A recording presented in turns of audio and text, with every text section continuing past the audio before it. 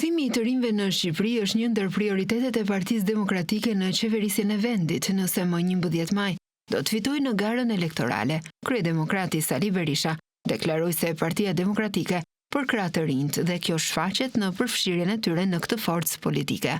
Në këtë fushat ka 58 kandidat në moshën 40 vjeç. Kjo është mosha e pranueshme për të quajtur dikë të ri. Ne do të jemi të angazhuar në një politike, e cila do të kthejë të rinjt shqiptar, kudo që ndodhen, kudo ku punojnë në botë, dhe po të shikosh sot në mbar botën, më të famshmit mes shqiptarëve janë të rinjt. Të rinjtë do të jenë pjesë substanciale e qeverisjes tonë, dhe ne kemi shumë nevojë për kontributin e të rinjve. Ai kontribut është jetik. Kreu-demokrat akuzoi kryeministrin Edi Rama si arrogant që I urren të rinjt. Kanë 12 vite në pushtet dhe nuk kanë ofruar asgjë tjetër, veçse dëbuar të rinjt nga vendi. Edi Rama është një arrogant I lindur dhe e ka në gjak. Është problematik, vërtet problematik. Ai e di se të rinjt e urrejnë arrogancën dhe nuk e pranojnë, e kështu ata nuk e pranojnë. Duan që ai të largohet nga vendi. Sot çdo I ri dhe ere duhet të votojë për ta lënë Edi Ramën në të kaluarën.